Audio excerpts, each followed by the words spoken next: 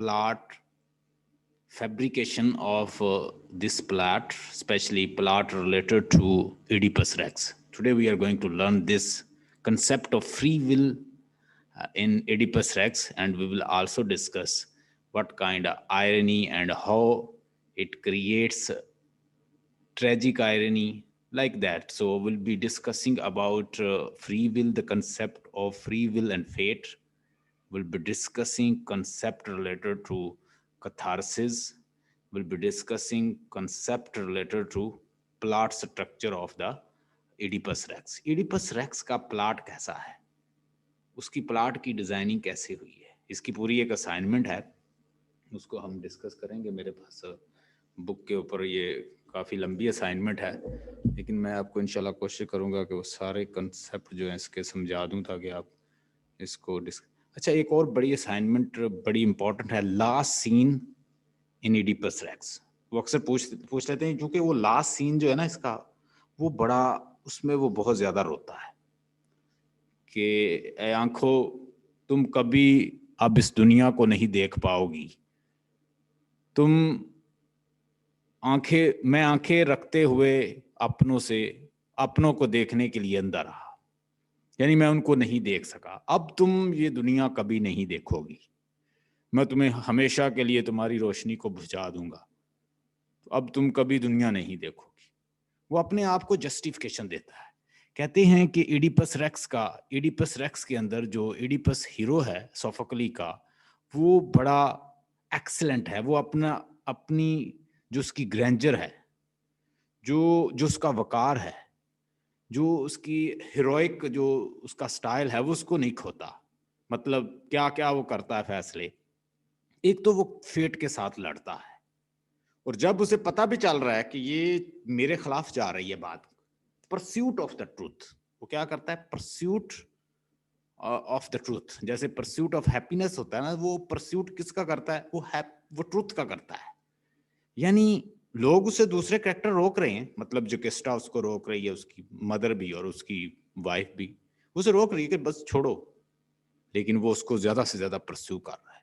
मतलब जो ट्रुथ की तलाश है, वो एक तो उसको वो फाइंड करता है और अथॉरिटी को चैलेंज करता है, एग्जिस्टिंग अथॉरिटी को भी चैलेंज करता है।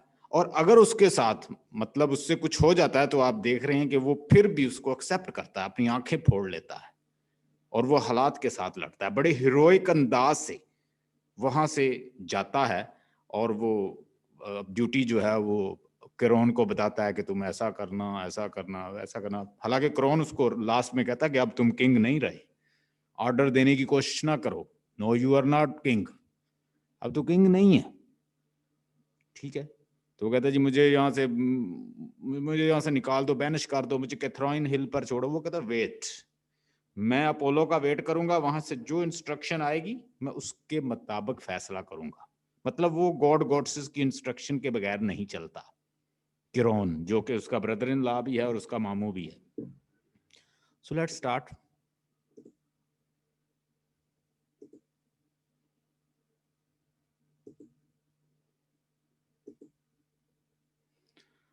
Sophocles was the dramatist and Oedipus Rex fulfilled the standards of the good plot. Definition of plot. मैंने आपको बताया था कि अकॉर्डिंग टू अरिस्टोटल के मुताबिक एक अच्छा प्लॉट कैसे बनता है। अगर मैंने आपको नहीं बताया तो मैं थोड़ा सा अभी बताने लगा हूँ, आपको गौर से सुनिएगा। अरिस्टोटल के मुताबिक एक अच्छा प्लॉट तब बनेगा, गुड प्लॉट वो होता है जिसके अंदर क्या हो, डिस्कवरी हो, जो एक तो कंप्लीट हो, उसका बिगिनिंग हो, ठीक है, प्लस उसका मिड हो, उसका एंड हो। कल मैंने आपको यहाँ पे एक अरिस्टोटल के मुताबिक एक चीज बताई थी कि बिगिनिंग ऐसा, अकॉर्डिंग टू अरिस्टोटल, बिगिनिंग इस तरह का हो कि उसके बाद पता चले कि इसके बाद कोई मिड आ रहा है, यानी वो खुद आपको लेकर जाए, उसका फ्लो, उसकी जो उसका थॉट का फ्लो चल रहा है, या कन्वर्सेशन जो चल रही है, या जो डायलॉग्स चल रहे हैं, वो आपको बताए कि इसके बाद आगे स्टोरी है।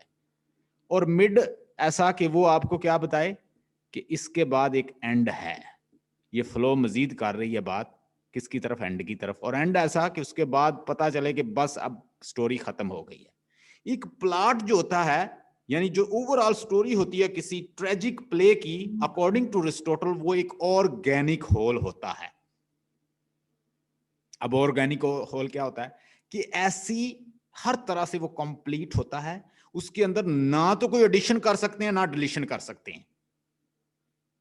बात समझ आई कि according to Aristotle best fit plot जो ट्रेजेडी का होता है, it should be organic whole in which you can neither delete something, not add, neither add not delete, ना कोई मजीद चीज ऐड कर सकते हैं ना डिलीट कर सकते हैं। जैसे ही कोई चीज खींच देंगे उसके अंदर से तो वो पूरा जो उसकी वो सीक्वेंस जो होता है वो खराब हो जाता है। बात समझ आई कि एक तो क्या है उसके मुताबिक कि ऑर्गेनिक होल होता है, अगर आप उससे कोई चीज भी निकाल देंगे तो वो क्या करेगा, अपनी पूरी जो उसकी जो उसका फ्लो है वो तोड़ लेगा। ऑर्गेनिक होल होता है, जैसे ही आप उसका कोई भी चेंजिंग करने की कोशिश करेंगे तो क्या होगा, मतलब एक तो वो ऑर्गेनिक होल होता है, complete in self, organic whole complete, neither add, assignment पढ़ेंगे तो उसमें भी यही बात लिखी होगी, neither add something nor delete, यानी ना तो उसमें मजीद कोई चीज ऐड कर सकते हैं और ना डिलीट, ना उससे कोई चीज आप उसके डिलीशन और एडिशन नहीं कर सकते, करेंगे तो वो अपनी वो जो होलनेस है उसके अंदर वो खो देगा। यहां तक बात क्लियर हुई। According to Aristotle a plot, well knitted plot mean, a well knitted plot in a tragedy mean it is an organic whole. You can neither add nor delete something. Once you try to add or delete something, it will lose its originality. It will lose its originality. वो अपनी originality lose कर देगा. It will lose its originality. So you are not going to add or delete anything from the plot. यहां तक concept clear हो गया कि सोफोक्ली का जो प्ले है इडिपस रेक्स, एक तो उसके अंदर उसका बिगनिंग है, ठीक है, उसका मिड है और उसका एक बड़ा वेल निटेड उसने एंड बनाया है। स्टोरी जो है किस तरह से स्टार्ट होती है, फिर वो ऐसे चलती चलती चलती कहाँ पे पहुंचती है, वो जनाब पहुंचती है पेरिपिटी तक, एनेग्नोरिसिस तक, और उसके बाद वो अपने फॉल पे जाती है और उसके बाद एंड, और फिर वो कैसे खत्म होती है स्टोरी। इसका मैं पूरा स्ट्रक्चर आपको अभी बना के दिखाऊंगा। Sophocles was a great dramatist and Oedipus Rex fulfilled the all standard of the good plot. अच्छा जी, अकॉर्डिंग टू अरिस्टोटल दो तरह के प्लॉट होते हैं। हाँ जी, कौन कौन सा प्लॉट होता है? एक होता है सिंपल प्लॉट और दूसरा कॉम्प्लेक्स प्लॉट। हाँ जी, कौन बताएगा कॉम्प्लेक्स प्लॉट कौन सा है? सिंपल प्लॉट के अंदर क्या होता है और कॉम्प्लेक्स प्लॉट के अंदर क्या होता है? और अरिस्टोटल किसको एडमायर करता है? अरिस्टोटल रिकमेंड करता है कि आपको एक ट्रेजेडी के अंदर कौन सा प्लॉट डालना चाहिए? Complex plot. देखिए, ये सारी बातें समझने वाली हैं। अरिस्टोटल ने क्या बताया? पहली तो बात यह है कि प्लॉट जो है वो ऑर्गेनिक होल होता है, उसमें ना तो कोई चीज ऐड कर सकते हैं ना डिलीट कर सकते हैं। ऐड करोगे डिलीट करोगे वो ओरिजिनलिटी खो देगा, उसकी ऑर्गेनिक होल जो है उसका वो लॉस कर देगा उसको। It will not be original thing, original नहीं रहेगी। स्टोरी ऐसी हो कि करेक्टर याद रहे ना रहे, प्लॉट की ओवरऑल स्टोरी आपको याद रहे, मतलब करेक्टर भूल भी जाए बंदा बता सके, वो होता है गुड प्लॉट। एक तो ये चीज होगी। फिर वो कहता है कि जो मैं रिकमेंड करता हूं अरिस्टोटल, वो कहता है कि अच्छा प्लॉट वो होता है जिसके अंदर unity of action, unity of time, unity of place होना चाहिए। एक अच्छे प्लॉट में क्या होना चाहिए? Unity of action, unity of time, unity of place. ये मैं बाद में डिस्कस करूंगा। अभी मैं आपको ये बता रहा हूं कि वो कहता है कि प्लॉट जो है कॉम्प्लेक्स होना चाहिए। कॉम्प्लेक्स प्लॉट मैं रिकमेंड करता हूं कि ट्रेजेडी का प्लॉट क्या बनाओ? कॉम्प्लेक्स बनाओ। हाँ जी, यहां तक किसी बच्चे को कोई कंफ्यूजन हो कि प्लॉट क्या होता है? ओवरऑल स्टोरी किसी ट्रेजेडी की। एक अच्छा ट्रेजेडी का प्लॉट वो होता है जो कॉम्प्लेक्स हो, जो ऑर्गेनिक होल हो, ना उसमें कुछ डिलीट कर सकें ना उसमें ऐड कर सकें। अगर आपने अच्छी ट्रेजेडी लिखनी है तो उसका प्लॉट जो है अकॉर्डिंग टू अरिस्टोटल कॉम्प्लेक्स रखो। अब कॉम्प्लेक्स और सिंपल प्लॉट में क्या फर्क है?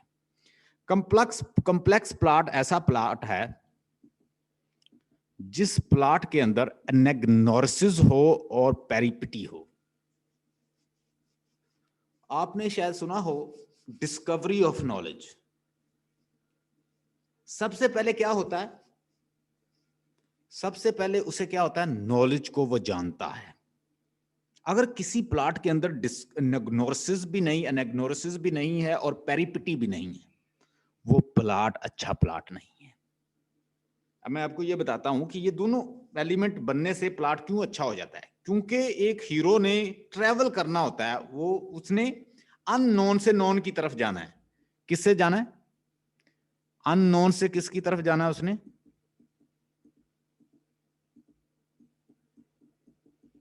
टू नॉन की तरफ जाना है। आप में से किसी ने उमैरा अहमद का कोई पढ़ा हो कोई नावल, तो मैं आपको अभी अच्छे से समझा सकूंगा कि किस तरह का वो प्लॉट बनाती है। उसका जो प्रोटैगनिस्ट होता है वो उसके अंदर भी एक ट्रेजिक फ्लॉ होता है। तो देख लो कैसे अरिस्टोटल की डेफिनेशन को वो भी फॉलो करती है। आप जरा देखें, उससे कोई अननोन कोई गलती हो जाती है और वो बेचारा सफर करता करता, आप देखेंगे वो कैसा उसे इतना जलीलो ख्वार होता है, फिर वो मर जाता है। अक्सर ऐसे होता है। पीरे कामल किसी ने पढ़ा हो या किसी से सुना हो पीरे कामल? उसकी स्टोरी को जरा सुनिएगा।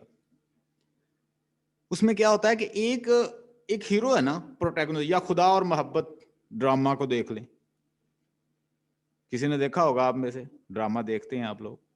अब उस ड्रामा को उस ड्रामे को भी अरिस्टोटेलियन डेफिनेशन के मुताबिक लिखा गया है। एक उसका प्रोटैगनिस्ट है, क्या हो गया, उसे मोहब्बत हो जाती है मौलवी की बेटी से, और फिर वो उसके लिए सफर करता करता करता जिलो ख्वार होके मर जाता है। मतलब उसकी प्रोटैगनिस्ट ही मर जाती है। बाद में वो भी जिलो ख्वार होके, हमने तो देखा कि उसके साथ भी बहुत कुछ हुआ। प्रोटैगनिस्ट की उसमें डेथ हो जाती है मोस्टली ट्रेजेडी में, चाहे वो मेल हो या फीमेल हो। तो ट्रेजेडी की एक डेफिनेशन ये है कि एक तो सीरियस लोगों की इमिटेशन होती है, यानी लोग सीरियस होते हैं, कॉमेडियन नहीं होते इसके में, वो कॉमेडी के अंदर होते हैं। सीरियस लोगों की इमिटेशन है और प्लस जो एंड होता है वो ट्रेजेडी पे होता है, किसी की डेथ पे एंड होगा। तो कॉम्प्लेक्स प्लॉट जिसके अंदर हीरो जो है वो अननोन से नोन की तरफ जाता है। पहले हीरो को पता चलता है कि यार जो मैं हूं, मतलब मेरी रियलिटी क्या है। आप देखें, ट्रीसियस ने उसको ये बताया कि अब तुम ही वो प्लेग हो, तुम ही काज हो उस प्लेग की जिसकी वजह से जो थीब जो जल रहा है। एक नॉलेज मिला उसके बाद उसने उसको फाइंड किया। उसको जैसे ही डिस्कवरी ऑफ द ट्रूथ करता है, जैसे ही डिस्कवरी ऑफ द ट्रूथ होती है, तो फिर उसके साथ ही हम देखते हैं उसकी हालत भी बदल जाती है। पहले वो सर्च फॉर नॉलेज करता है, यानी अननोन से नोन की तरफ जाता है। जब नॉलेज उसको मिल जाता है तो फिर अल्टीमेटली हम क्या देखते हैं कि उसकी कंडीशन भी बदल जाती है, वो यानी एक बादशाह से बैगर बन जाता है। तो ये दोनों चीजें अगर आप प्लॉट के अंदर यानी एनाग्नोसिस और पेरिपिटी, उसके अंदर पेरिपिटी रखते हैं, उसके अंदर एनाग्नोसिस रखते हैं, उसके अंदर आप यानी न्यू नॉलेज, जो नॉलेज वो गेन करता है वो डालते हैं एलिमेंट, और दूसरा एलिमेंट डालते हैं कि उसकी कंडीशन बदल जाए, उसकी हालत चेंज हो जाए। वो बादशाह है तो वो क्या बैगर बन जाए, वो कोई बहुत अक्लमंद है तो पागल बन जाए, और उसके बाद उसका फाल हो, कंक्लूजन हो। और उसके अंदर एक हमार्टिया होना चाहिए। प्लॉट के अंदर ये भी एक शर्त है कि वो जो उससे गुनाह हो वो हमार्टिया की वजह से हो। What is hamartia? Tragic flaw, कि उसके अंदर एक फ्लॉ हो और जो वो गलती ऐसी हो कि वो एक ऐसी हो कि जैसे नेचुरल सी गलती किसी से भी हो जाए, इंसान से, कोई भी इंसान है वो उसके अंदर वो गलती इस तरह की पाई जाती हो। मतलब उसे गुस्सा बहुत आता हो, इमोशनल बहुत हो, हेस्टी बहुत हो, हुब्रस हो, ये सारी चीजें इन ह्यूमन नेचर का हिस्सा। यहां तक बात क्लियर है? मैंने अभी डिस्कस किया कि सोफोक्ली वाज अ ग्रेट ड्रामेटिस्ट। सोफोक्ली बहुत ग्रेट ड्रामेटिस्ट था। 3 बड़े बड़े ट्रेजिडियन थे। पहला एस्किलस था, उससे छोटा क्यों कौन था? सोफोक्ली था। सोफोक्ली से छोटा यूरिपिड्स था। इसने 120 प्ले लिखे, उसमें से 7 जो हैं वो सर्वाइव्ड हैं, उसके अंदर ये भी शामिल है। उससे पहले प्ले कैसे लिखे जाते थे? ट्रियोलॉजी की फॉर्म में लिखे जाते थे। इसने ट्रियोलॉजी को खत्म किया, इसने फीमेल के कैरेक्टर को लेकर आया, इसने 12 से 14 कर दिए। पहले 25 40 लोग क्या होते, 50 लोग जो हैं वो कोरस के आते, उसने उसको बड़ा शॉर्ट करके 12-14 पे ले आया। ठीक है, करेक्टर जो है उसके अंदर फीमेल शामिल कर दी, एक न्यूनेस लेकर आया, एक अपनी फॉर्म में एक ट्रियोलॉजी को खत्म करके एक प्ले जो है वो खुद ही कंप्लीट होता होल। प्लॉट बहुत अच्छा दिया, एरिस्टोटल की डेफिनेशन को फॉलो किया। हाँ जी, इतना क्लियर है? बोलते नहीं आप लोग? ये सर क्लियर है। ये सर क्लियर है। Sophocles was the great dramatist and Oedipus Rex fulfill all the standards of the good plot. Sophocles एक ग्रेट ड्रामेटिस्ट था, जो मैंने अभी आपको बताई बातें ये लिखनी है। Oedipus Rex fulfill all the standard of the tragedy, किस प्लॉट जो है वो कॉम्प्लेक्स होना चाहिए, उसका बिगनिंग हो, उसका मिड हो, उसका एंड हो। ठीक है, उसको मजीद एलेबोरेट कर देना, एक्सपाउंड कर देना कि बिगनिंग ऐसा कि कुछ पता चले कि इसके बाद कुछ आ रहा है, मिड आ रहा है, मिड ऐसा कि पता चले कि वो उसके बाद एंड आ रहा है, एंड ऐसा कि उसके बाद पता चले कि स्टोरी खत्म होगी, ये आगे मजीद नहीं चल सकती। ठीक है, अगर मजीद आगे भी चल सकती है तो फिर स्टोरी कंप्लीट नहीं हो रहती। कुछ ऐसी स्टोरी एंड करते हैं ना, तो वो अरिस्टोटल की डेफिनेशन को फॉलो नहीं करती। ठीक है, definition of the plot well knitted होना चाहिए, और क्या होना चाहिए? कंप्लीट होल होना चाहिए। You can neither add not delete something. और Aristotle recommends complex plot in which you include knowledge for the protagonist and change totally fortune changing the fortune of the protagonist। आप उसकी Fortune change हो जाए, उसकी पूरी जो उसका status बदल जाए, ये दोनों चीजें शामिल करें और उसको फिर एंड की तरफ लेकर जाएं। If you want to write tragedy, आप खुद लिख सकते हैं। आपको अगर यानी नॉलेज हो तो आप इस डेफिनेशन को फॉलो करके एक ट्रेजेडी लिख सकते हैं, अगर आपने कोई देखी है तो। ये चीजें अरिस्टोटल कहता है होनी चाहिए, तो वो अरिस्टोटल की पूरी जो डेफिनेशन है उसको फॉलो करती है।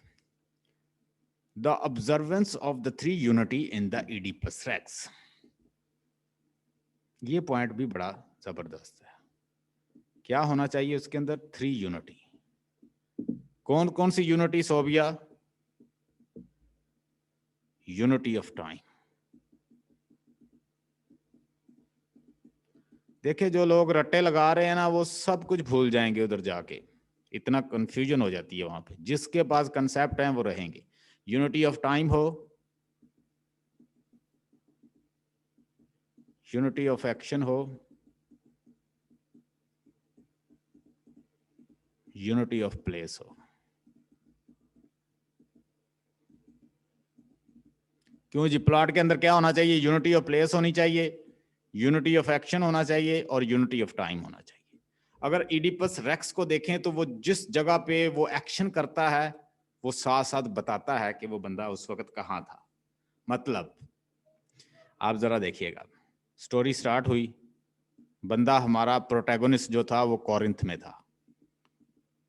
कहाँ था? कोरिंथ में। कोरिंथ से उसको पता चला कि वो तो बेटा ही नहीं है पॉलीबस का। शराबी ने किसी ने उसको बता दिया तुम तो अपने फादर को कत्ल करोगे। वहां लोग जो है, फॉर्चून टेलर ने कहीं ने उसको बता दिया और किसी ने बता दिया तुम पॉलीबस के बेटे नहीं हो। वो नाराज होकर घर से निकलता है कि कहीं वो फादर को कत्ल ना कर दे, मैं अपोलो से जाके पता करता हूं। यानी यहां से करैक्टर चल के यहां आता है और फिर उसके बाद यहां आता है और यहां से यहां आता है, कोई भी ऐसी डिस्कशन नहीं होती कि जो इन तीनों चीजों को फॉलो ना करती हो।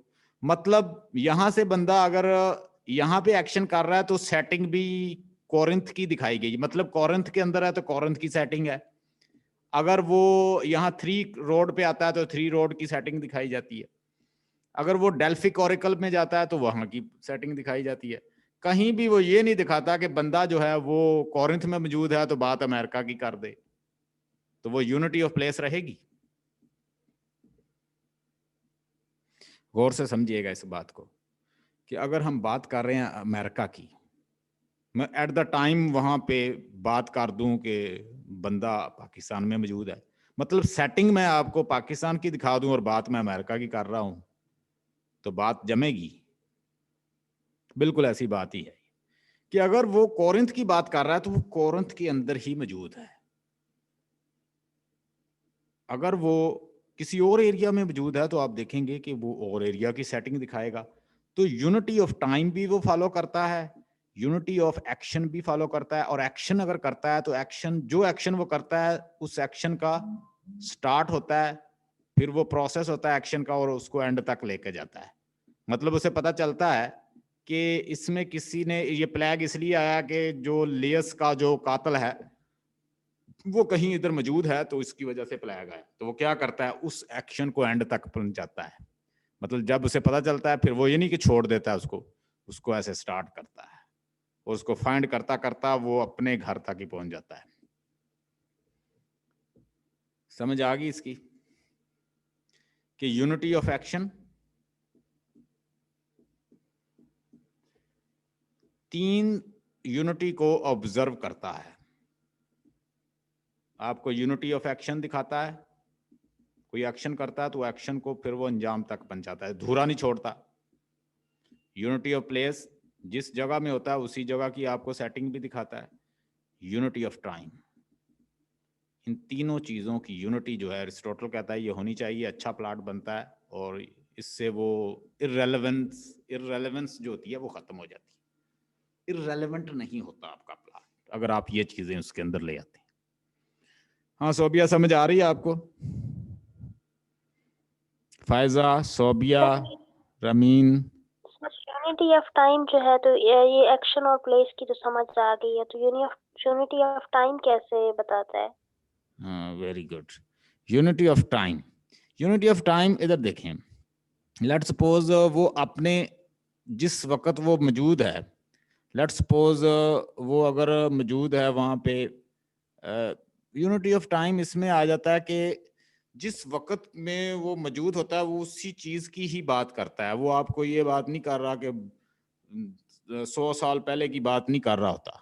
जो जिस वक्त जिस कॉन्टेम्प्ररी टाइम में वो मौजूद है उसी की हालत ही आपको दिखा रहा होता है, वो आगे पीछे नहीं जा रहा। यानी कुछ होता है ना, स्टोरियाँ आगे पीछे शुरू हो जाती हैं कि बात आप प्रेजेंट की कर रहे हैं, आप जिस वक्त मौजूद हैं आप शुरू कर लें पिछली बात, या वो स्ट्रीम ऑफ कॉन्शियसनेस में जैसे नई नई चीज़ें आजकल आ गई हैं, तो वो इस यूनिटी को फॉलो करता था। लेकिन आजकल का जो प्लाट है, मैं उससे थोड़ा सा आपको कंपेयर करके समझाता हूँ। आजकल के प्लाट जो है इन चीज़ों को फॉलो नहीं करते। अगर वर्जीनिया वुल्फ को आप देखें, अगर आप पार्ट 2 में जाएंगे तो आप मॉडर्न प्ले को पढ़ेंगे तो आप उसमें हैरान हो जाएंगे कि वो कभी आगे बात ले जाती है कभी पीछे। स्ट्रीम ऑफ कॉन्शियस, यानी हर करेक्टर जो है वो अपनी ही स्टोरी शुरू कर लेता है, मल्टीपल नरेटर। तो आपको अरिस्टोटल क्या कहता है, चूंकि ये एक एंशिएंट ग्रीक का प्ले है तो एंशिएंट ग्रीक में जो रूल था वो उसको फॉलो करता है। आजकल ये चीजें फॉलो नहीं की जाती, इन चीजों को वो क्या करते हैं, इग्नोर करते हैं। ठीक है, ये बात याद रखिएगा। मॉडर्न जो प्ले राइट हैं वो इन चीज़ों को नहीं मानते। वो कहते हैं जी ना तो टाइम की ज़रूरत है, ना प्लेस की ज़रूरत है, ना एक्शन की ज़रूरत है। हम एक ही वक्त में कभी तो अपने माइंड में प्रेजेंट, जहाँ पे हम प्रेजेंट होते हैं हम बेसिकली वो होते हैं। मिसाल के तौर पर अभी मैं यहाँ हूँ तो मैं नॉस्टैल्जिक लाइफ में पीछे चला जाऊँ, अभी कभी मैं मेरी थॉट्स जो हैं मुझे आगे ले जाएं, कभी मुझे पास्ट में ले जाएं, कभी मुझे वो प्रेजेंट में ले आएं। तो ये है स्ट्रीम ऑफ कॉन्शियसनेस। आजकल इन चीज़ों को फॉलो नहीं किया जाता।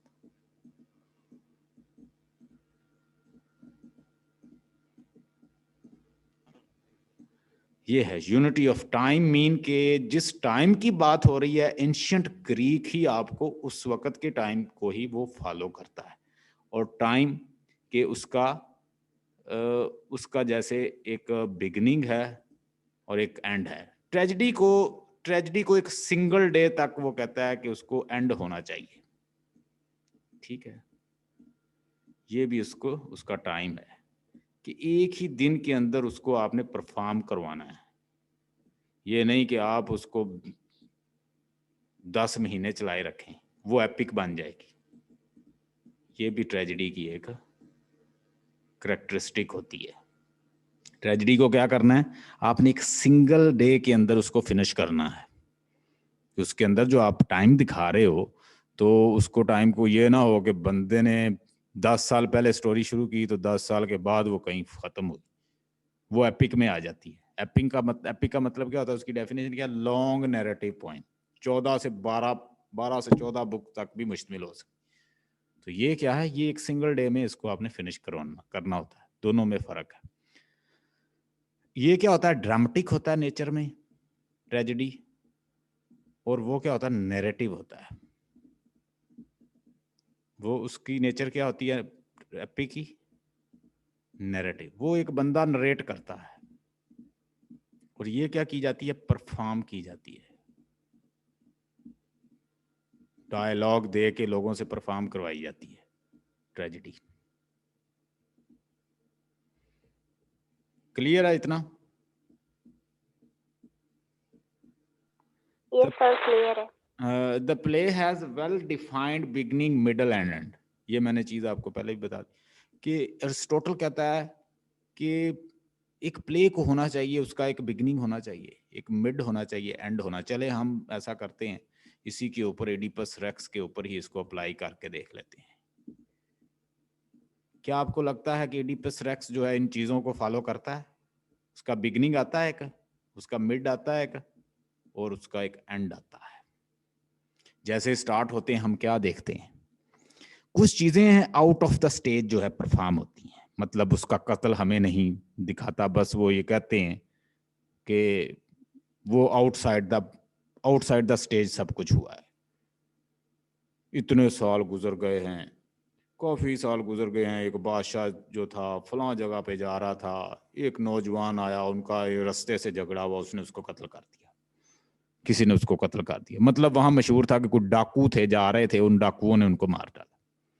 ये नहीं था कि एक बंदा ही मार गया इतने लोगों को, ये वहां पे मशहूर नहीं थी बात। तो जो केस्टा भी उसको कहती है, वैसे तुमने कौन सा वहां पे उसको लियस को मारा, उसे तो कहते कोई डाकू मार गए थे। The play has well defined. जैसे हम देखते हैं प्ले स्टार्ट होता है तो एक बादशाह के महल के सामने बहुत सारे लोग, उन्होंने झंडियां पकड़ी हुई हैं और टहनियां ब्रांचेस पकड़ी हुई हैं, और वो एहतजाज कर रहे हैं। क्या मांग रहे हैं कि बादशाह सलामत हमें स्फिंक्स से निजात दिलाइए। हमें जैसे तुमने स्फिंक्स से हमें निजात दिलाई थी, इसी तरह हमें प्लेग से निजात दिलाई। हमारे बच्चे मर रहे हैं, हमारी औरतें बांझ हो रही हैं, हमारे हर्ड्स जो हैं वो सूख रहे हैं, और हमारे जानवर और औरतें और हमारे बच्चे सब भूख से बिलक रहे हैं। जिंदा लोगों पे हुकूमत करो, मरे लोगों पे हुकूमत करने का क्या फायदा है।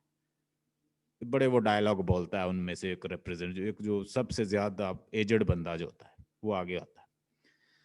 उसके बाद वो क्रोन को भेजता है। किस तरह से वो स्टार्ट होता है, फिर वो मिड में आती है स्टोरी, फिर उसको रियलाइज होता है, इसके अंदर एक एनेग्नोरिसिस आता है, पेरिपिटी आती है, फिर वो मजीद उसको एंड की तरफ लेके जाती है। तो ये सारी चीजें हमें बिगनिंग, मिड और एंड उसके अंदर मिलता है। Surprise and suspense are the integral part of the feeling, and pity fears are evoked at the end of the play. एक चीज जो उसका इंटेग्रल पार्ट है वो साथ साथ चलता है, वो क्या आपने डिस्कस करना है, एक ड्रामेटिक आयरनी।